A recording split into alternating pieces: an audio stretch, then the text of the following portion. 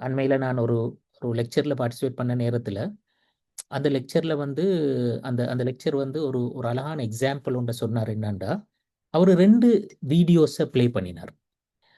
அந்த 2 வீடியோவும் சமகாலத்துல ஒரே நேரத்துல ப்ளே ஆகுது. அது ஸ்க்ரீன்ல 2ம் ஒரே நேரத்துல தென்படுது. அதுல 2 சின்ன புள்ளகள். நான் நினைக்கிறேன் ஒரு 1 வயசுக்குட்பட்ட புள்ளகள். அந்த புள்ளகளுக்கு முன்னால நாங்க இந்த பில்டிங் பாக்ஸ்ன்னு சொல்லுவோமே, அப்படியான ஒரு 3 பீஸஸ வச்சுக்கிறாங்க. அதுல ஒரு புள்ள அத கண்ட உடனே அவசரமாக அத எடுத்து அது மோந்து பாக்குது, கடிச்சு பாக்குது, அத எடுத்து அங்க இங்க மாத்தி வைக்குது, இப்படி இப்படி அதனோட விளையாடுது. அடுத்த புள்ள அத தொடுறதுக்கு பயப்படுது. அத மெதுவா அ கைய கொண்டு போற திரும்ப கிட்ட எடுத்துட்டு வர அங்கலைங்கள பாக்குறது. அப்படி அப்புறம் மெதுவா தான் அப்படி ஒண்ணு எடுத்து அப்படியே டக்குன்னு ஒளிச்சு வச்சுக்கொள்ளுது. பிறகு கொஞ்ச நேரத்துல திரும்ப வச்சு போட்டு இன்னொன்னு எடுக்குது.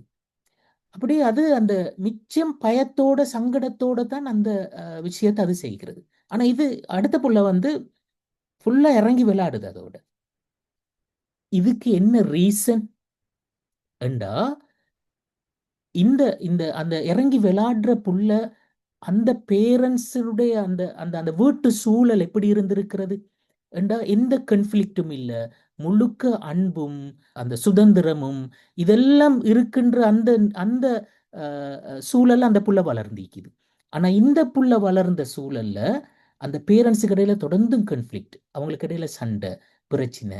அந்த புள்ள சரியாக பராமரிக்கப்படாத நிலைமை, அன்பு காட்டப்படாத நிலைமை.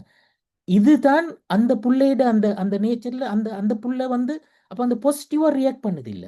எந்த விஷயத்தையும் தைரியமாக முன்னுக்கு வருதில்ல.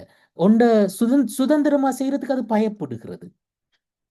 அப்ப பேரண்ட்ஸுக்கு மத்தியில இருக்கிற கான்ஃப்ளிக்ட் அது என்னான்னு புள்ளைக்கு விளங்காது. ஆனா அது எஃபெக்ட் பண்ணும் அந்த புள்ளைய. அது எதிர்காலத்துல அந்த புள்ளையோட ஆளுமையில அது தாக்கம் செலுத்தும். அப்ப நாங்க சீரியஸாக புரிஞ்சு கொள்ள வேண்டிய விஷயம். இந்த சின்ன ப பராயத்திலே வந்து நல்ல எக்ஸ்பீரியன்ஸ நாங்க புள்ளைகளுக்கு குடுக்கணும் என்று சொல்றது. அதுதான் அந்த அந்த பெர்சனாலிட்டி உருவாக்குற முக்கியமான